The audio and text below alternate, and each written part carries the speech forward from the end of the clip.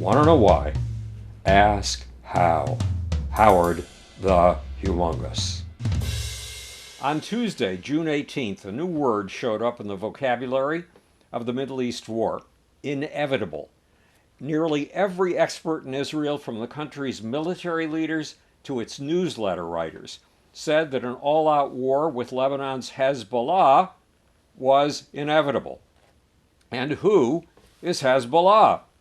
Like Hamas in Gaza, Hezbollah is a part of Iran's so-called axis of resistance.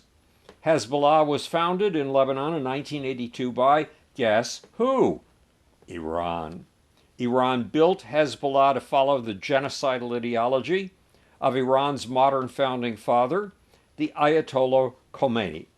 And Iran built Hezbollah for one major goal: to do Iran's bidding and to help wipe Israel off the face of the map. To accomplish that, Hezbollah has slowly infiltrated the political system of the country in which it is located, Lebanon. It is an Iranian creation, but it has ministers in Lebanon's cabinet and representatives in Lebanon's parliament. But there's more. Hamas and Hezbollah are like the jaws of a vice. Hamas is to Israel's south, Hezbollah is to Israel's north, which means that Hamas and Hezbollah can squeeze Israel between them. And that's exactly what Hamas and Hezbollah are doing. Ever since Hamas' barbaric attack of October 7th, that kidnapped more than 240 hostages and raped, tortured, burned alive, and killed 1,200 Jewish civilians, Hezbollah has been raining rockets down on Israel. In the last 2 weeks, it has fired as many as 200 rockets a day on Israel. If you care for greenery, one result has been tragic. For 3,200 years, Israel has been the homeland of the Jewish people, invaded by one empire after another. 110 years ago, Israel was a neglected corner of the Ottoman Empire. Under the 400 years of Ottoman rule, Israel's land had been brown, bleak, and barren. It had been a desert in which the occasional Arab farmer lived in an igloo-like stone house and farmed a strip of land the width of your backyard, using plows so primitive that their handles were tree branches, plows pulled by donkeys. With Israel's agricultural modernization in the 20th century, the Jews turned that brown and barren land green.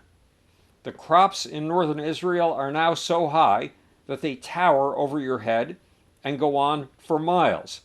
But in the last 2 weeks, the rockets of Hezbollah have set those seas of waving grain ablaze, threatening to turn the land back to the desert it was before.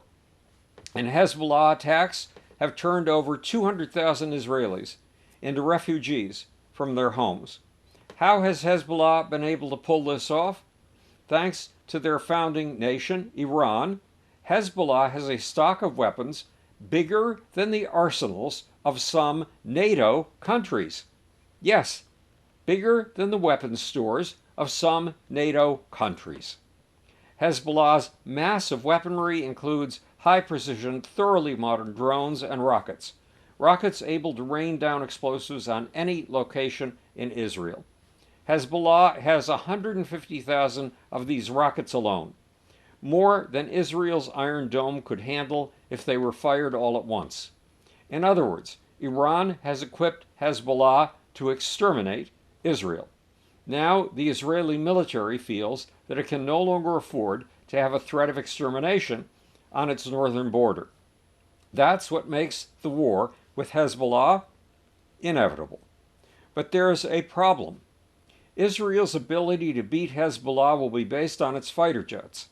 And Hezbollah now has anti-aircraft weapons it feels can knock those jets out of the sky.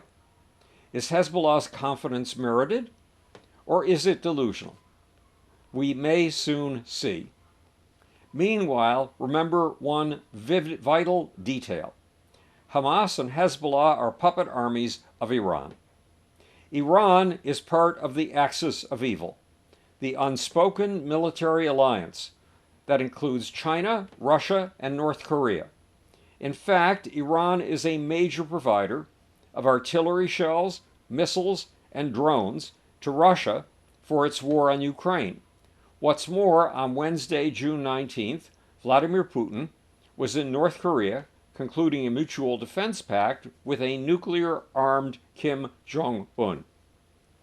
What will happen if more of the axis of evil nations jump into the Middle East war? In other words, are we inching closer to World War III? Joe Biden believes we are and is working to prevent it. Let us hope he succeeds without destroying Israel in the process. This is Howard Bloom speaking to you from the future. It's your job and my job to make. Or, want to know why? Ask how. And now for the infamous off button.